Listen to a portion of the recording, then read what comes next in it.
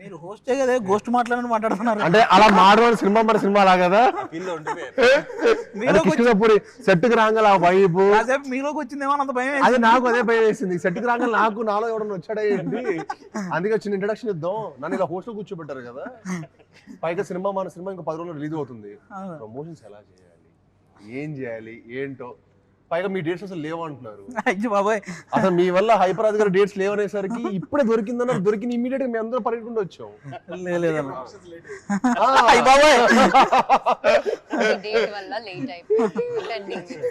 నేను ఎన్ని రోజుల నుంచి ఇంట్లో వెయిట్ చేస్తున్నా తెలుసా 5 days హీరోయిన్ గారు మేము సానుభూతితో ఆమె చెప్తానంటున్నారు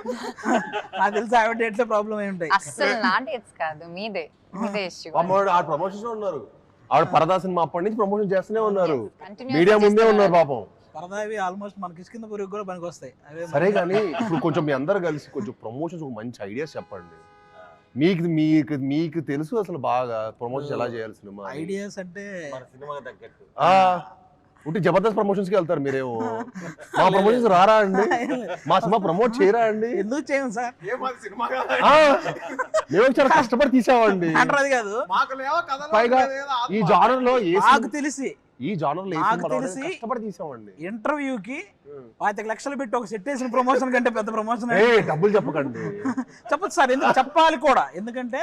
నాకు తెలిసి ఇంటర్వ్యూలకి ఎవరు ఇంత భారీ రేంజ్ లో ఎవరు ప్రమోషన్స్ చేయలేదు అందుకే సెట్ అయిపోయాక ప్రమోషన్ కూడా ఇద్దాం అనుకుంటున్నాం చేయాలి భారీగా ఉండాలి స్కేరీగా ఉండాలని షూటింగ్ జరిగిన ప్లేస్ లా ప్లాన్ చేసాం సార్ ఐడియాస్ చెప్పండి అందరికి ఒక ఐడియా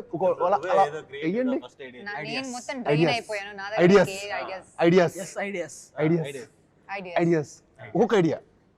ఒక త్రో చేయండి అలాగా ఇలాంటి వాటిలో హైపరాది గారు ఫస్ట్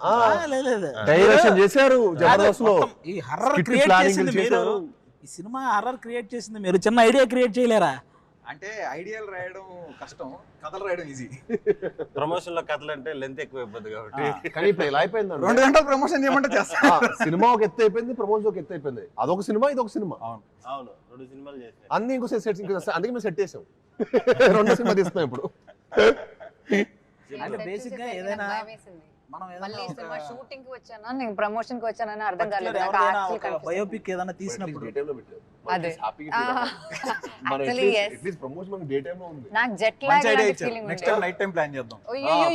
ప్లీజ్ అండి ఆల్మోస్ట్ నైట్ లాగా ఇంకా మేము యాక్టర్స్ రావయ్యా సినిమాకి ప్రమోషన్స్ పొద్దున పెట్టావు కాబట్టి వచ్చాం ఇంకా రాత్రి షూటింగ్ రావు అసలు నేను అగ్రిమెంట్ రాసుకుంటున్నాను నేను ఇప్పుడు నైట్ షూటింగ్ అయితే నేను సినిమా చేయట్లేదు షూటింగ్ ప్రాసెస్ నేను అనుకోమో డిస్కస్ చేసుకున్నాం నెక్స్ట్ మనం సినిమా సైన్ చేసేటప్పుడు ఇదిగో క్లాక్ పెట్టాలి నో నైట్ షూట్స్ అని మనం షూటింగ్ చేసేటప్పుడు అక్కడ ఉండే మేనేజర్ని అడిగాం ఏంటి అసలు ఇంత పెద్ద బిల్డింగ్ ఎందుకు వదిలేశారు ఖాళీగా అంటే అక్కడ నుంచి ఒకరు సూసైడ్ చేసుకుని చచ్చిపోయారండి అందుకని ఎక్కడి నుంచి అప్పటి నుంచి ఏం చేయలేదు తెలియదు చెప్పాడు తెలీదు మేమిద్దరం లైట్ లోనో లేకపోతే మంట దగ్గర కూర్చోండి రియల్ హండ్రెడ్ హౌస్ లో షూట్ చేస్తాడు మనోడికి అథెంటిక్ గా కావాలంటాడు అథెంటిక్ గా ఆర్గానిక్ గా ఉండడం ఏంది నేను వెయిట్ చేస్తాను కానీ నాకు ఎవరు అంటే మరి మా ప్రణాళిక ఆడేసుకుంటాం ఆ చెడుగుడు ఆల్రెడీ మీరు కారులో చేసింది వైరల్ అవుతుంది ఇంకో నంబరు మేము సాంగ్ తీసాం కదండి థైలాండ్ వెళ్ళినాం రొమాంటిక్ సాంగ్ తీసాం రొమాంటిక్ సాంగ్ కూడా భయ్ ఇక్కడైతే ఎవరు షూటింగ్ చేయలేదంట భయ్య అంటాడు ఇక్కడ కూడా షూటింగ్ ఎవరు చేయని లొకేషన్ ఎందుకు ఎవరు చేయలేదు కూడా కాదు ఎవరు చేయలేరు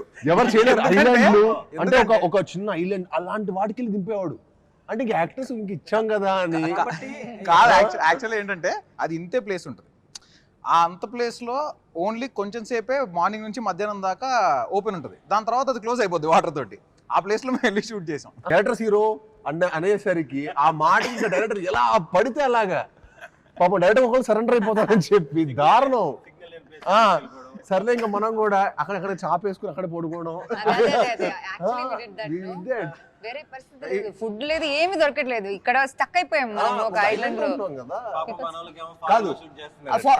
చాలా సార్లు షూటింగ్ పిక్నిక్ లో ఉంది అంటే అర్థమయ్యేది కాదు అప్పుడు అర్థమైపోయింది యాక్చువల్లీ సర్వైవల్ స్కిల్స్